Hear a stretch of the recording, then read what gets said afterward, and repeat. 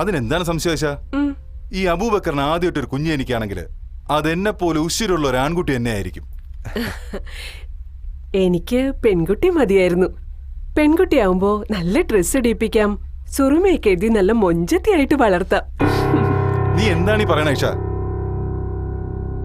പെൺകുട്ടികളെ കൊണ്ട് എന്ത് ഉപകാരം ഉണ്ടാവാനാണ്?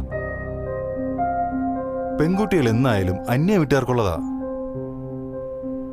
അവളുടെ കുടുംബം അവളെ കെട്ടുന്നവന്റെ കുടുംബമാ. ചാകാൻ നേരത്ത് ഒരു തുള്ളി വെള്ളം നാവിലിറ്റിച്ചു തരണേ, അതിന് ആൺകുട്ടി തന്നെ വേണം.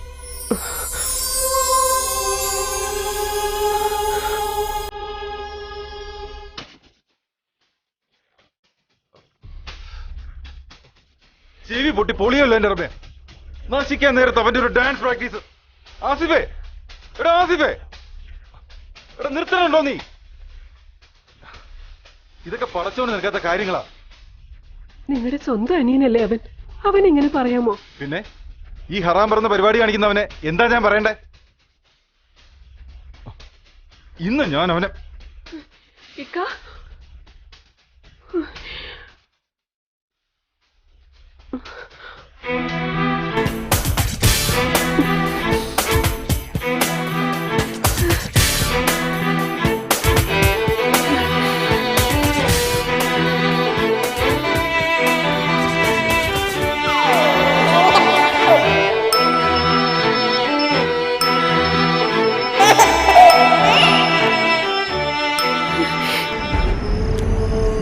മോളെ ഞാൻ ഗർഭിണിയായിരിക്കുമ്പോ തന്നെയാ ആസിഫിന് ആക്സിഡന്റ് പറ്റിയതും.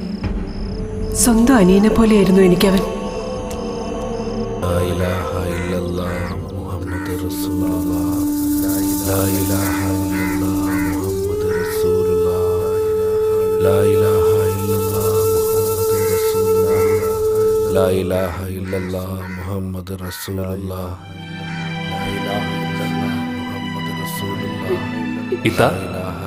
ഇത്താക്കെന്റെ ഏറ്റവും വലിയ ആഗ്രഹം എന്താണെന്നറിയോ? എനിക്ക് ലോകം അറിയപ്പെടുന്നൊരു ഡാൻസർ ആവണം, മൈക്കിൾ ജാക്സനെ പോലെ, കിങ് ഓഫ് ഡാൻസർ. ലോകമെമ്പാടുമുള്ള ആൾക്കാർക്ക് ഹരമാവണം എന്റെ ഡാൻസ്.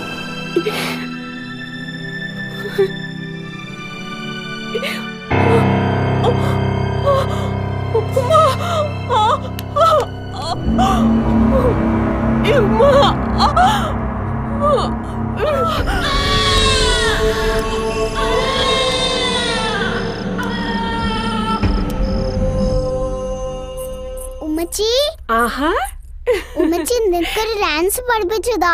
എനിക്ക് നാളെ നേഴ്സറി കളിക്കുള്ളതാ. ഉമ്മച്ചിക്ക് ഡാൻസ് ഒന്നും അറിയില്ലല്ലോടാ. ഇല്ല, ഉമ്മച്ചിക്ക് അറിയാം. ഉമ്മച്ചി എന്നോട് കള്ളം പറയണതോ. എനിക്ക് ഡാൻസ് പഠിപ്പിച്ചു താ ഉമ്മച്ചി. എനിക്ക് അറിയില്ല മോളെ. എനിക്ക് ഡാൻസ് പഠിക്കണം. നിക്ക് ഡാൻസ് പഠിക്കണം ഉമ്മച്ചി. ഉമ്മച്ചി നിക്കൊരു ഡാൻസ് പഠിപ്പിച്ചു താ. ശരി മോളെ. ഈ കൈ ഇങ്ങനെ വെക്ക്, ഈ കൈയും അതുപോലെ. കാലെടുത്ത് ഇങ്ങോട്ട് വെച്ചേ. അതെ, ഇതൊക്കെ ഉപ്പ കണ്ടോണ്ട് വന്നാ എന്നെ വഴക്കു പറയും. നിന്റെ ഉപ്പയ്ക്ക് ഇതൊന്നും പിടിക്കൂല. ടിവിയിലൊക്കെ ഓരോരുത്തരെ കളിക്കുന്നത് കണ്ടിട്ടുണ്ടെന്നല്ലാതെ ഉമ്മച്ചിക്ക് ഡാൻസിലൊന്നും ഒരു കഴിവില്ലടാ. ഉമ്മച്ചിയുടെ ഡാൻസ് എനിക്ക് ഒത്തിരി ഇഷ്ടം. ശരിട്ടാ, കാലെടുത്ത് വെക്കേ. അങ്ങനെ ആ കാലെടുത്ത് വെച്ചേ. ഇങ്ങനെയാണോ? ഈ കൈ ഇങ്ങനെ, ഈ കൈ ഇങ്ങനെ വെച്ചിട്ട് ആ കാലെടുത്ത് മുമ്പോട്ട് വെച്ചേ. ഇങ്ങനെ. അങ്ങനെയല്ല, ഉമ്മച്ചി ചെയ്യുന്ന പോലെ. എന്താടി എന്താടി കാണിക്കണേ? രണ്ടാളുടെ മേത്ത് ചെയ്താൻ കൂടിയാ? ഉമ്മച്ചി എന്നെ ഡാൻസ് പഠിപ്പിച്ചതാ. ഡാൻസ് ഇനി ഈവ കഴിഞ്ഞാട്ടൊന്നും ഈ വീട്ടിൽ കണ്ടുപോകരുത്. ഇനി ഇത് ആവർത്തിച്ചാൽ രണ്ടാളും എന്റെ കൈയുടെ ചൂടറിയും. പറുതായിട്ട് വളർത്തേണ്ട കുട്ടിയാ. ആവശ്യമില്ലാത്തൊക്കെ പഠിപ്പിച്ച് ഇവളെ വഷളാക്കുന്ന നീ ഒറ്റ വരുത്തിയാ. പെൺകുട്ടികളായാൽ മര്യാദക്കൊക്കെ വളർത്തണം.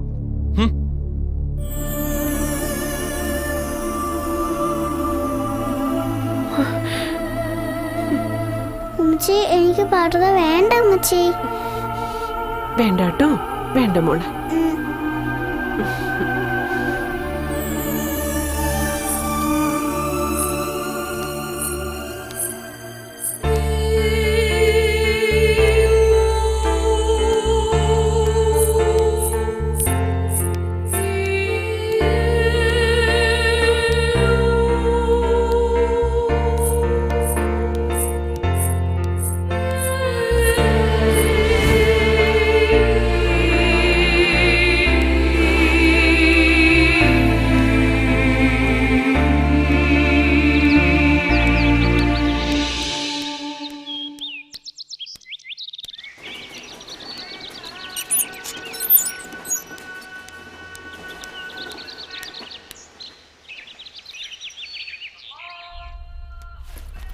ആഹാ വന്നോ? പോയി കുളിച്ചിട്ട് വാ. ഞാൻ കാപ്പിയും പലഹാരം എടുത്ത് വെക്കാം. എന്തു പറ്റി? അടുത്ത മാസം സ്കൂളിൽ യുവജനോത്സവാ. ഇന്ന് ക്ലാസ്സിൽ നോട്ടീസ് വായിച്ചു. അതിന് എനിക്കും പേര് കൊടുക്കണം ഡാൻസിന്. ഡാൻസ് മത്സരത്തിന് എനിക്കും പങ്കെടുക്കണം ഉമ്മച്ചി. ഡാൻസോ? അതൊന്നും വേണ്ട. അത്ര നിർബന്ധമാണെങ്കിൽ മോള് വല്ല പാട്ടിന് പേര് കൊടുത്തോ. ഡാൻസ് കളിക്കുന്നൊന്നും നിന്റെ ഉപ്പയ്ക്ക് ഇഷ്ടാവില്ല. ഉപ്പ സമ്മതിക്കില്ല. എനിക്ക് ആകെ അറിയാവുന്ന ഡാൻസാ, അതും ചെയ്യാൻ സമ്മതിക്കില്ല.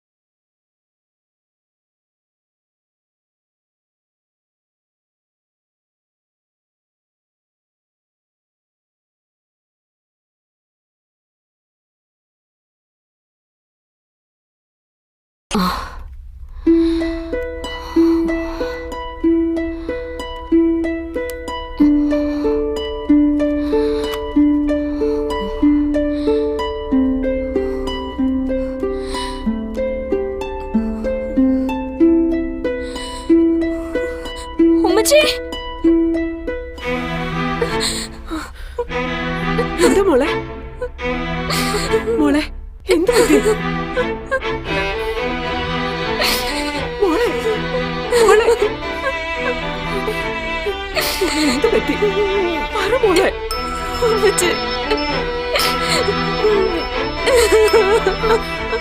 മോളെ പറ മോളെ.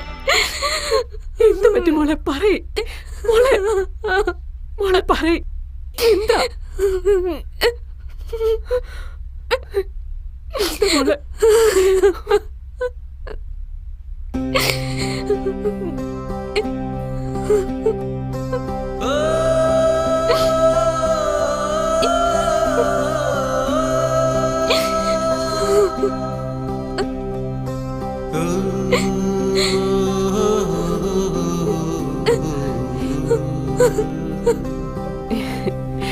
വാ.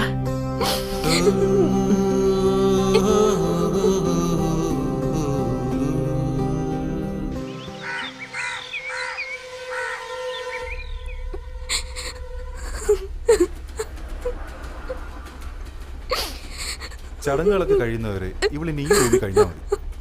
പുറത്തിറങ്ങി നടന്ന ബന്ധുക്കളൊക്കെ ഓരോന്ന് പറയും. ഇങ്ങനെ വയസ്സറിയിച്ചിരിക്കുമ്പോ ആരാ അവളെ പുറത്തിറക്കുന്നത്? അതൊക്കെ ഞാൻ നോക്കിക്കോളാം. ഉമ്മച്ചി, വാതിൽ തുറക്കും ഉമ്മച്ചി. ഇങ്ങനെ പൂട്ടിയിടാൻ ഞാൻ എന്ത് തെറ്റാ ചെയ്ത്? എനിക്ക് പേടിയാവുന്നു ഉമ്മച്ചി.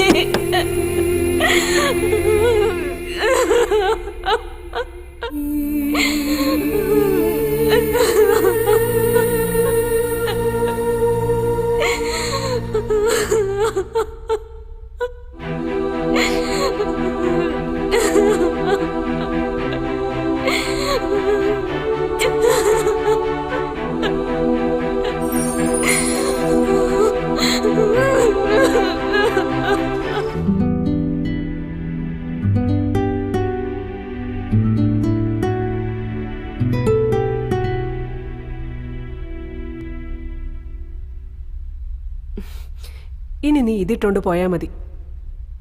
എനിക്കിത് വേണ്ട, ഞാനിത് ഇടൂല. ഇതിട്ടില്ലെങ്കിൽ ഇന്നു മുതൽ നീ സ്കൂളിൽ പോണ്ടെന്ന ഉപ്പ പറഞ്ഞിരിക്കുന്നത്. എന്ത് വേണമെന്ന് നീ തന്നെ തീരുമാനിക്ക്. ദേ, നീയായിട്ട് വെറുതെ ഈ കുടുംബത്തിന്റെ സമാധാനം കളയരുത്.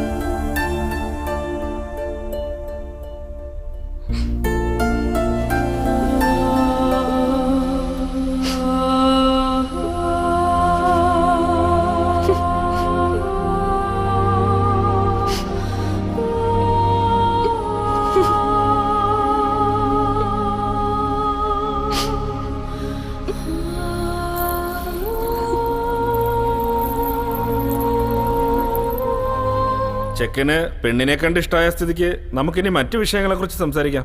ആ,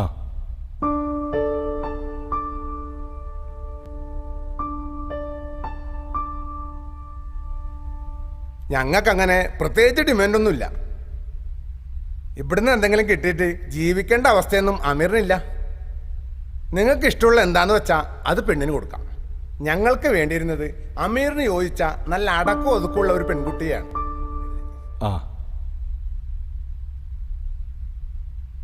അബൂബക്കറിന്റെ മോളല്ലേ, വാപ്പയുടെ ഗുണം മോക്കും ഉണ്ടാവും.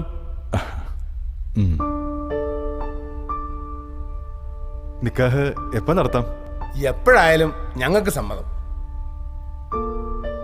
എങ്കില് ബന്ധുക്കളുമായി ആലോചിച്ചിട്ട് ഉടനെ നടത്താം. ഓ,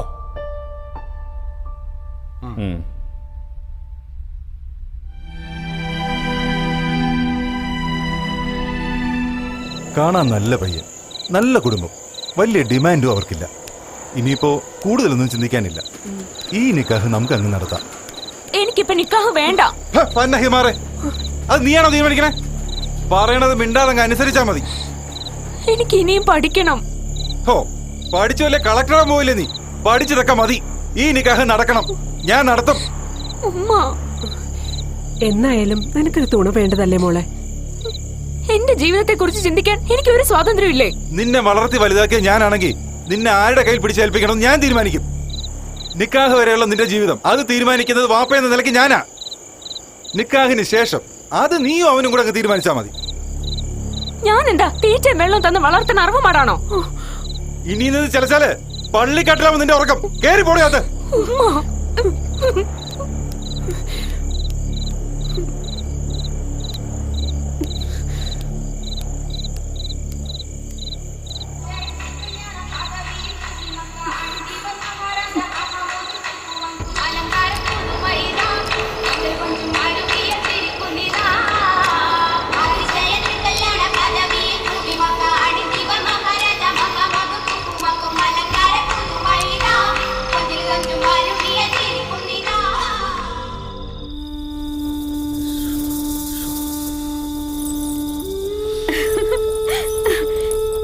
അതങ്ങോട്ട് അകത്തോട്ട് കേറി ചെല്ലു വെച്ചേ.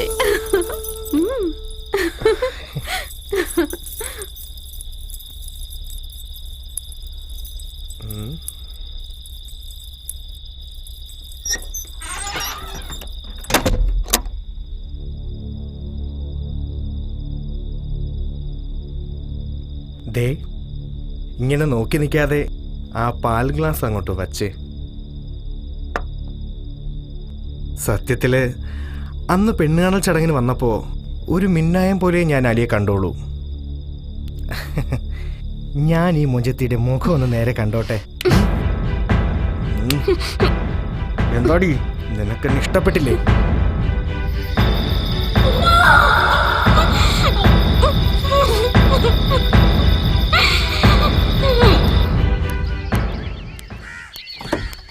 3-4 ദിവസം കൂടി കഴിഞ്ഞ് ചടങ്ങുകളൊക്കെ തീർന്നിട്ട് പോയാൽ മതിയായിരുന്നു.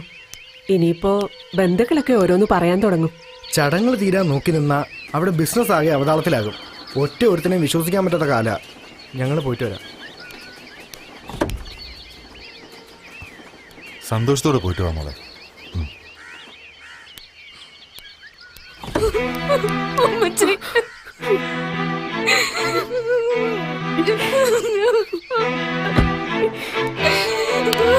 ഉമ്മച്ചി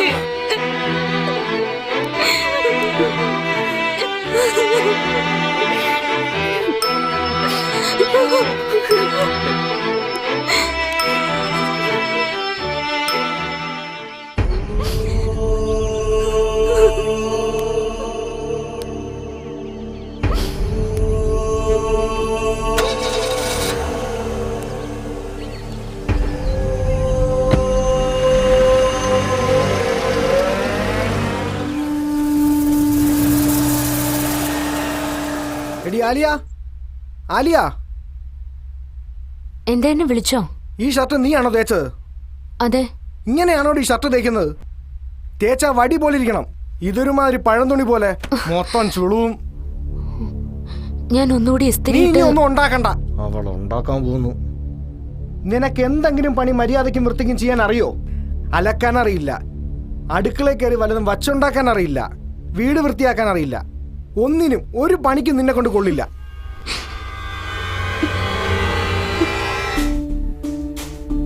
അത് പിന്നെ ആലിയ കൊച്ചുകുട്ടിയല്ലേ അമീർക്ക, കാര്യങ്ങളൊക്കെ പഠിച്ചു വരുന്നല്ലേ ഉള്ളൂ. ജയന്തിക്ക് എന്താ വേണ്ടത്?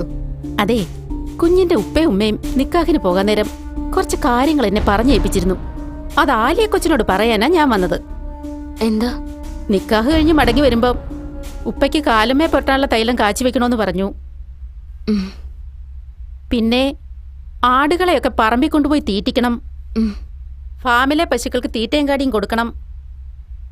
പിന്നെ വേറെന്തൊക്കെയോ ഉമ്മ പറഞ്ഞ് ഏൽപ്പിച്ചിരുന്നു. പക്ഷെ ഇപ്പൊ ഞാനതെല്ലാം മറന്നുപോയി. ഓർമ്മ വരുമ്പോ പറയാം കേട്ടോ. കുഞ്ഞിനെ വെറുതെ വിരട്ടി പേടിപ്പിക്കലേ അമീർക്ക.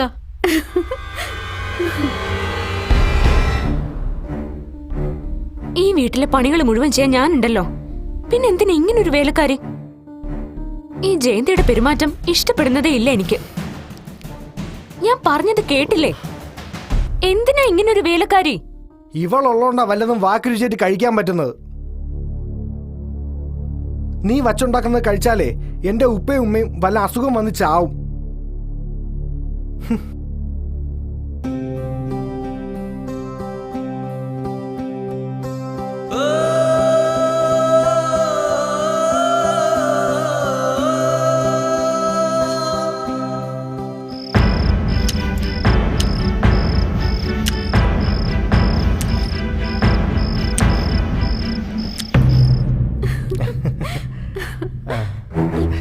പെണ്ണിനെ അമീർക്കയ്ക്ക് എവിടെ നിന്ന് കിട്ടി?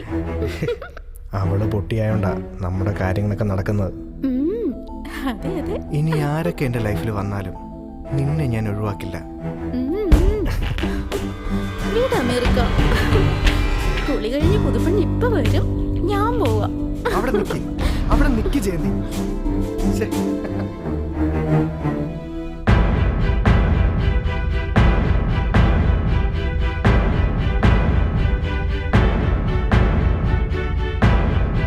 ഞാൻ പറയുന്നൊന്ന് മനസ്സിലാക്കും ഉമ്മച്ചി. എനിക്ക് ഇനി ഈ വീട്ടിൽ കഴിയാൻ സാധിക്കില്ല. അങ്ങനെ പറയല്ലേ മോളെ. നമ്മൾ പെണ്ണുങ്ങൾ ചിലതൊക്കെ കണ്ടില്ല കേട്ടില്ല എന്ന് വെക്കണം. എന്നാൽ ജീവിതം മുമ്പോട്ട് പോകും. മനസ്സിലാവുന്നുണ്ടോ മോൾക്ക്?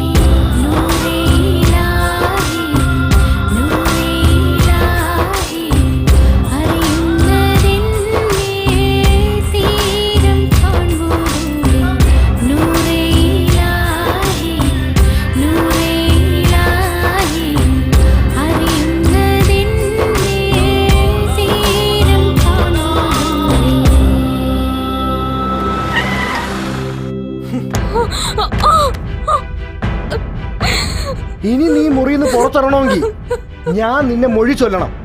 അത്ര പെട്ടെന്നൊന്നും നീ അത് പ്രതീക്ഷിക്കണ്ട. പെൺകുട്ടികൾ എങ്ങനെയാ ജീവിക്കേണ്ടതെന്ന് പടച്ചോ നിന്റെയൊക്കെ തലയിൽ എഴുതി വെച്ചിട്ടുണ്ട്. അതിന്റെ മോളിൽ കൂടെ പറക്കാനൊന്നും നീ വിചാരിക്കണ്ട. ഇതാണ് നിന്റെ വിധി. ഇനി പറതിടാ നിന്നെ കൺമുമ്പി കണ്ടുപോകരുത്.